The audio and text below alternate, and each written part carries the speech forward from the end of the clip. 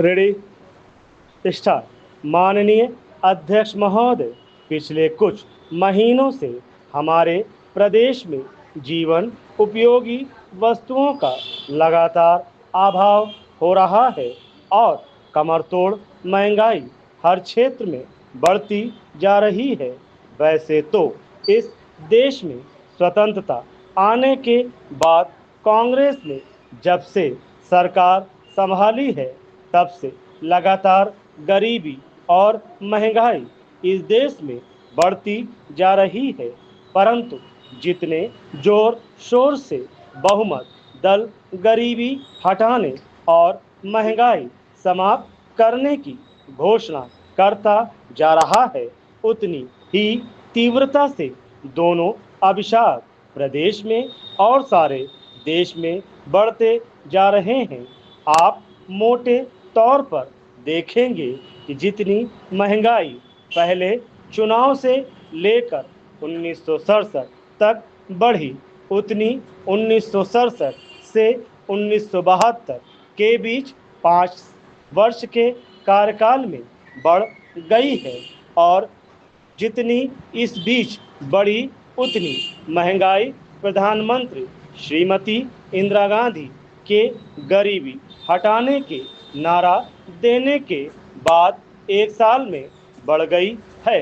अगर मध्य प्रदेश के संदर्भ में देखा जाए तो माननीय जी ने दिल्ली से इस प्रदेश की धरती पर पदार्पण किया और उन्होंने कहा कि मुझे दिल्ली हाई कमान ने यहाँ इसलिए भेजा है कि मैं इस प्रदेश की महंगाई को कम करूँगा और बेरोजगारी हटाऊँगा।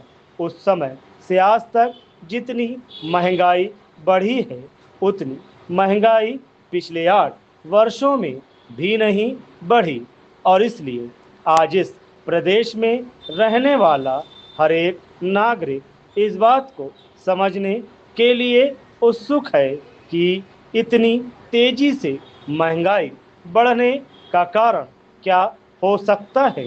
इस पर भी हमको विचार करना चाहिए। Paragraph change.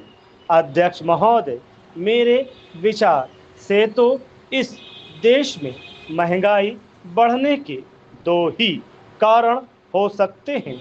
एक कारण है प्रदेश और केंद्र की गलत नीति, जिसके कारण प्रदेश की अर्थनीति को गलत दिशा में मोड़ा गया है। बिना सोचे विचारे हमारे देश की अर्थनीति का निर्धारण किया गया और उसके साथ ही साथ नियोजन के नाम पर इस देश में प्राथमिकता पर बिना विचार किए हुए विदेशों की अंधाधुंध नकल करके कर्जे लिए जा रहे हैं।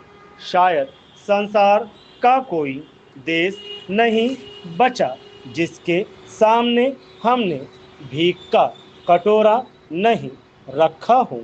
हमने उस भीख के पैसे से जो गलत योजना बनाई उसके कुपरिणाम के रूप में आज महंगाई घास की तरह बढ़ती जा रही है।